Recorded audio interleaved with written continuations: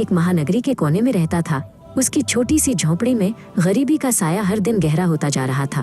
Factory बंद होने के बाद काम ढूंढना मुश्किल था, पर हरिया ये मुश्किल अपनी बेटी तारा से छिपाता था।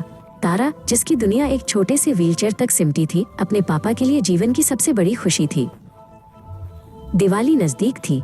हवा में त्योहार की महक तैर रही थी, जो हरिया के मन में एक टीस पैदा कर रही थी। उसे याद था कि तारा को नई गुलाबी फ्रॉक और बेसन के लड्डू कितने पसंद हैं। तारा, अपनी गरीबी से अनजान, हर शाम पूरी श्रद्धा से प्रार्थना करती थी। हे माता लक्ष्मी, वो फुसफुसाती थी, मेरे पापा को जल्दी से काम दिलवा दो ताकि सब खुश हो जाएं। उस दिन भी हरिया काम ढूंढने निकला था। उसने शहर के सबसे बड़े व्यापारी सेठ कैलाश की दुकान का दरवाजा खटखटाया। सेठ जी ने उसे देखते ही फटकार दिया, जाओ जाओ, फैक्ट्री में सिर्फ काबिल लोगों की जगह है, तुम्हारे जैसे बेकार आदमी की नहीं। हरिया उदास मन से बाजार की भीड़ से होता हुआ लौट रहा था। उसकी जेब खाली थी और मन निराशा के बोझ से दबा था।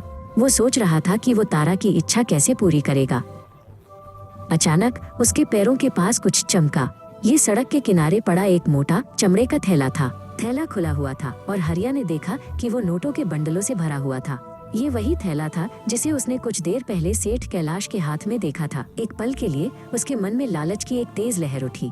इससे मैं तारा के लिए नई फ्रॉक, लड्डू और दवाइयाँ सब कुछ खरीद सकता हूँ। पर अगले ही पल उसकी अंतरात्मा ने फुसफुसाया, नहीं, यह किसी और की मेहनत की कमाई है। बेईमानी की दौलत कभी खुशी नहीं देती। उसने लालच को त्याग दिया और सेठ कैलाश को ढूंढने का फैसला किया। शायद सेठ जी को इस थैले की बहुत जरूरत होगी। हरिया सेठ जी को ढूंढते हुए शहर के सबसे बड़े अस्पताल पहुंचा। वहां अस्पताल के गलियारे में सेठ कैलाश बदहवास खड़े थे। सेठ जी का बेटा एक दुर्घटना में घायल हो गया था और उसे तुरंत ओ नेगेटिव खून की जरूरत थी। डॉक्टर चारों तरफ भाग रहे थे, पर वो दुर्लभ खून नहीं मिल रहा था। हरिया ने तुरंत सुना कि सेठ जी क्या कह रहे हैं। हरिया का खून ओ नेगेटिव था, दुर्लभ और जीवन बचाने वाला। उसने एक पल भी नहीं सोचा। उसने पैसों का थैला सेठ जी के हाथ में रखा और कहा, सेठ जी, मैं अभी खून दूंगा, आप चिंता मत कीजिए। हरिया बिना किसी पैसे या एहसान की उम्मीद के निस्वार्थ भाव से खून दान करने के लिए चला गया। हरिया के खून से सेठ जी के बेटे की जान बच गई। जब सेठ कैलाश वापस लौटे तो हरिया वहीं उनका इंतजार कर रहा था। सेठ कैलाश ने कृतज्ञता से हरिया का हाथ पकड़ लिया। उनकी आंखें भर आईं।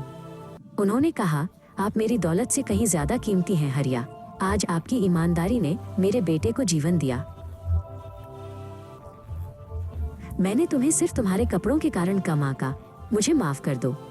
सेठ कैलाश का हृदय अब पूरी तरह बदल चुका था। सेठ कैलाश ने हरिया को अपनी नई फैक्ट्री में एक सम्मानित और ऊंचे पद पर नौकरी दी। उन्होंने कहा, तुम मेरी फैक्ट्री के लिए दौलत से ज्यादा जरूरी हो। और दिवाली की सुबह जब तारा उठी तो उसका घर दियों और रंगोली से जगमगा रहा था। दरवाजे पर उसकी नई गुलाबी फ्रॉक का डिब्बा और बेसन के लड्डू का डिब्बा रखा था। ये सब उसके पापा की मेहनत और ईमानदारी का फल था। हरिया ने अपनी बेटी को गले लगा लिया। उसने ईमानदारी और निस्वार्थ सेवा की सच्ची दौलत कमाई थी। यह धन माता लक्ष्मी के आशीर्वाद से कम नहीं था। तारा की मुस्कान में ही उसका सबसे बड़ा धन था। उस दिन से हरिया और तारा का जीवन खुशहाली, समृद्धि और आत्मसम्मान से भर गया। आज की ये कहानी यहीं समाप्त होती है। हमारी अगली रोमांचक कहानी का अपडेट सबसे पहले पाने के लिए हमारे व्हाट्सएप चैनल को जरूर फॉलो करें और हाँ, हमारे चैनल को सब्सक्राइब जरूर करें। धन्यवाद।